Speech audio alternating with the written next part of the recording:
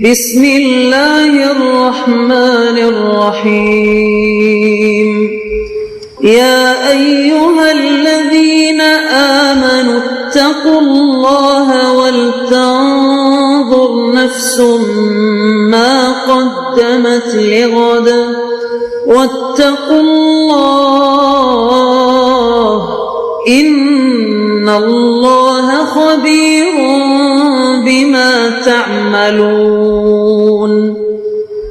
اے ایمان والو، اللہ سے ڈرتے رہو اور ہر شخص کو دیکھنا چاہیے کہ اس نے کل یعنی آخرت کے لیے کیا سامان بھیجا ہے، اور ہم پھر کہتے ہیں کہ اللہ سے ڈرتے رہو، بے شک اللہ تمہارے سب اعمال سے خبردار ہے۔ بسم اللہ الرحمن الرحیم، الحمد للہ رب العالمین، والصلاة والسلام على اشرف الانبیاء والمرسلین وعلى آلہ واصحابہ اجمعین ومن تبعہم بإحسان الى یوم الدین۔ قابل صد احترام حضرات شائقین و شائقات سچا پیغام، السلام علیکم ورحمۃ اللہ وبرکاتہ۔ آج کی محفل میراث النبی کے نورانی پروگرام میں آپ کا استقبال ہے۔ اہلا و سہلا مرحبا۔ ہم آپ تمام حضرات و مستورات کا خیر مقدم کرتے ہیں۔ محترم حضرات و خواتین، تعلیم کا آغاز ہو رہا ہے۔ سب سے پہلے آداب تعلیم کا لحاظ کرتے ہوئے تعلیم کی طرف متوجہ ہو جائیں۔ پورے دھیان سے سننا، عمل کی نیت سے سننا اور تبلیغ کی نیت سے سننا، یعنی سنی ہوئی باتیں دوسروں تک پہنچانے کے جذبے سے سننا۔ چند خاص آداب تعلیم ہیں، امید ہے کہ آپ حضرات ان آداب کا ضرور خیال رکھیں گے۔ جزاکم اللہ۔ بسم اللہ الرحمن الرحیم۔ صدقے میں کالے بکرے کا ذبح کرنا جائز نہیں، لیکن ہمارے یہاں یہ رواج ہے کہ جب کسی کی جان پر بن جاتی ہے تو جان بچانے کے لیے خاص کر کالے بکرے کا صدقہ لازم اور معین سمجھا جاتا ہے۔ مثلا اگر کسی کا باپ مر رہا ہو یا ماں مر رہی ہے یا بیٹا اسپتال میں داخل ہے اور اس کا آپریشن ہونے والا ہے، تو اس وقت صدقے کا خیال آتا ہے کہ جلدی سے کالا بکرا لاؤ اور اس کو ذبح کر کے صدقہ دے دو تاکہ جان بچ جائے۔ یاد رکھیے، جان کے بدلے جان کا صدقہ دینا یہ لوگوں کا غلط عقیدہ ہے، اور اپنی طرف سے کالا بکرا صدقے کے لیے متعین کرنا جائز نہیں ہے۔ اس غلط عقیدے سے اور کالے بکرے کو لازم سمجھنے سے بچنا چاہیے۔ از روئے شرع صدقے میں کوئی بھی چیز دی جا سکتی ہے، کوئی خاص چیز مقرر اور لازم نہیں ہے، بلکہ بہتر یہ ہے کہ جس چیز کے ذریعے فقیر کی ضرورت زیادہ آسانی سے پوری ہو جائے ایسی چیز صدقے میں دے دیں۔ اور یہ بات ہم جانتے ہیں کہ فقیر کی ضرورت زیادہ آسانی کے ساتھ اکثر پیسوں سے پوری ہوتی ہے، اس لیے جب استطاعت ہو تو پیسے صدقہ کرنے چاہیے، اور بغیر متعین کیے کوئی بھی چیز صدقہ کی جا سکتی ہے۔ بہرحال کسی مصیبت اور پریشانی میں بکرا، اور وہ بھی کالا بکرا، خیرات کرنے سے بچنا چاہیے۔ جیسا کہ میں نے ابھی عرض کیا کہ بکرا صدقہ کرنے میں ایک غلط عقیدہ پوشیدہ ہے، وہ یہ کہ جان کے بدلے جان دینا ضروری ہے، تب مرنے والے کی جان بچ سکتی ہے ورنہ نہیں بچ سکتی۔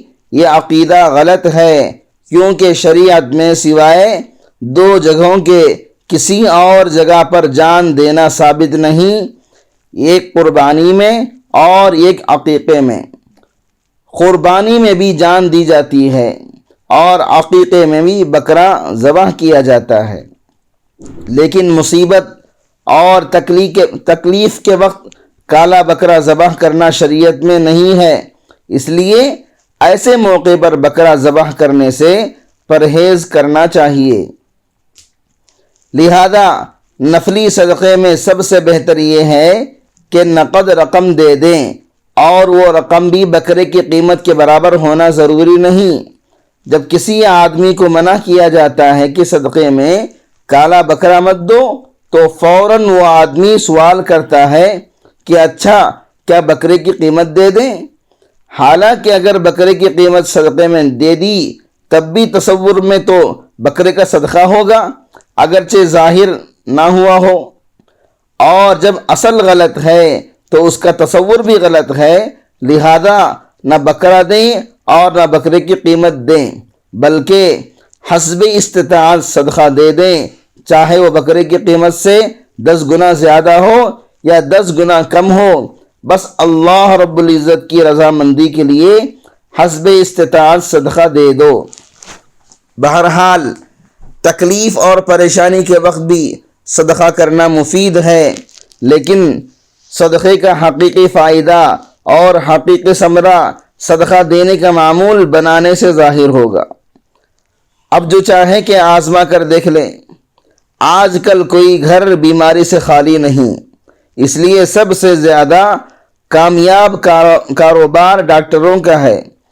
میرے ایک دوست ڈاکٹر ہیں، وہ کہتے ہیں کہ کراچی میں کلینک اتنا چلتا ہے کہ اتنا کسی اور شہر میں نہیں چلتا، اس لیے کہ یہاں مریضوں کی کوئی کمی نہیں، جہاں بیٹھ جاؤ مریضوں کی لائن لگی ہوئی ہے، کوئی گھر مریضوں سے خالی نہیں، گویا ہر گھر ایک لحاظ سے اسپتال ہے جہاں مریض ہی مریض ہیں۔ اگر محلے میں ایک ڈاکٹر ہو تو پورے محلے کا ڈاکٹر ہے، اس ڈاکٹر کو پھر کہیں اور جانے کی ضرورت نہیں۔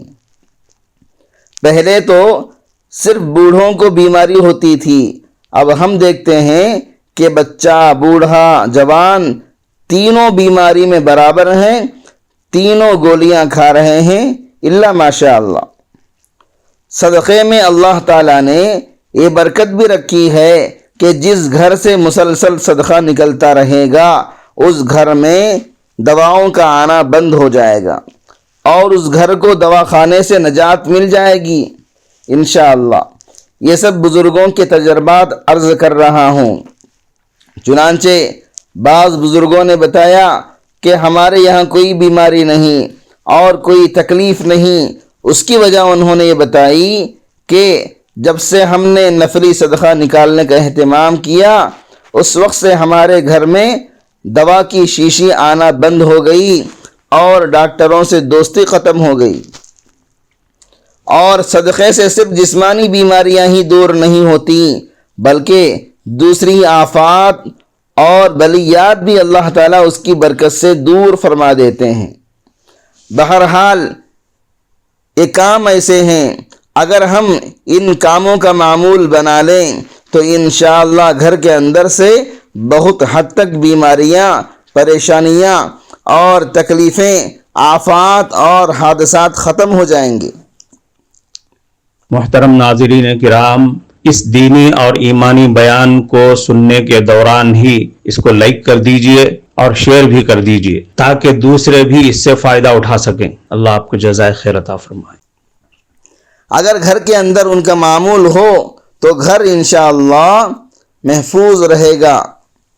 اگر دکان پر ان کا معمول بنا لیں تو دکان محفوظ ہو جائے گی۔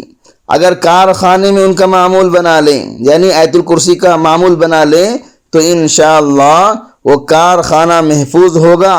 بہرحال بسم اللہ پڑھنے، آیت الکرسی پڑھنے اور صدقہ دینے کے انوار اور برکات گھر، دکان اور کارخانہ سب جگہوں پر آپ محسوس کریں گے۔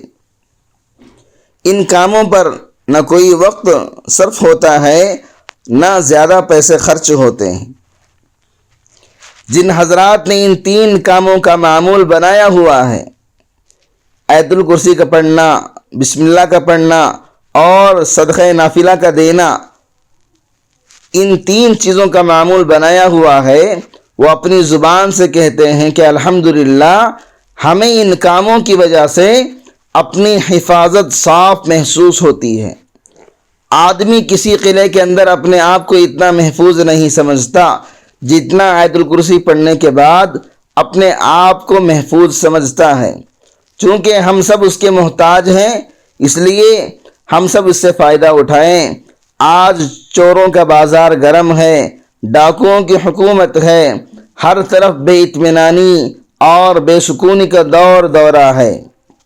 لہذا اس بات کی ضرورت ہے کہ ہم اپنی جان بھی محفوظ کریں اور اپنا مال بھی محفوظ کریں۔ اس کے لیے بہترین عمل ہے، اور ان تینوں کاموں کا ماخذ قرآن و حدیث ہیں جن سے ان کا ثبوت ملتا ہے۔ اس لیے آج ہم سب ان تینوں کاموں کا معمول بنا لیں۔ کفارہ مجلس کی دعا پڑھ لیجئے۔ سبحانک اللہم و بحمدک، اشہد ان لا الہ الا انت، استغفرک و اتوب الیک۔